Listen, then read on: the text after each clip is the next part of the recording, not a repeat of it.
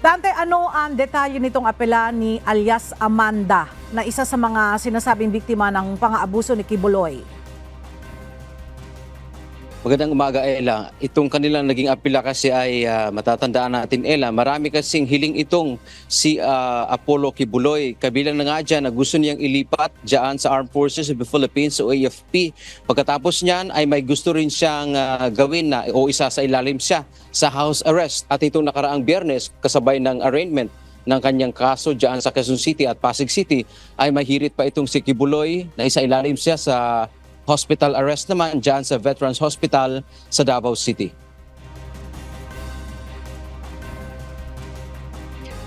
Ayon naman sa kampo ng private complainant na si alias Amanda na dapat ikulong si Kibuloy sa mga piitan na karaniwang pinagdadalhan sa ibang akusado ng krimen tulad sa City Jail. Dumaan siya sa normal na proseso na pinagdadaanan ng ibang mga akusado. Ang ibang mga kapwa-akusado ni Kibuloy ay nilipat na sa Pasig City Jail alinsunod sa kautusan ng korte noong nakaraang Biyernes. Meron kang non-bailable case, sa City Jail ka or sa kulungan ka talaga, sa piitan, hindi ka, sana walang special treatment.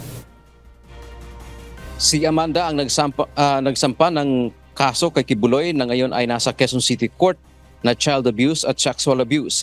Gayun din ang nasa Pasig City na qualified human trafficking na non-bailable o walang piyansa. Dagdag pa ng mga abogado ni Amanda na dapat mananatili dito sa Maynila si Kibuloy. Ella, paliwanagan itong kampo ni Amanda, alias Amanda, ito yung complainant laban kay Kibuloy dahil nga ang pinakabagong hirit nitong si Kibuloy ay mailipat siya sa Veterans Hospital dyan sa Davao City. Ang sinasabi nitong mga abogado at ni Amanda, kumbaga parang mababaliwala yung purpose kung bakit dinala pa dito sa Maynila yung pagdinig at yung kaso ni Kibuloy kung dadalhin lang din naman siya pabalik ng Davao City. Kaya ang kanilang hiling, sana walang special treatment at kung ano yung mga prosesong pinagdadaanan ng mga normal na prosesong pinagdadaanan ng inaakusahan ng isang mabigat na krimen ay gayon din ang pagdadaanan ni Kibuloy. Samantala sa isang pahayag din noon itong nakaraang araw ng DOJ, ang sinasabi nilang mukhang paparating na raw yung request ng US government hinggil dito sa extradition kay Kibuloy. Yan ang ating update mula dito sa Maynila. Balik sa iyo, Ella. Maraming salamat, Dante Amento.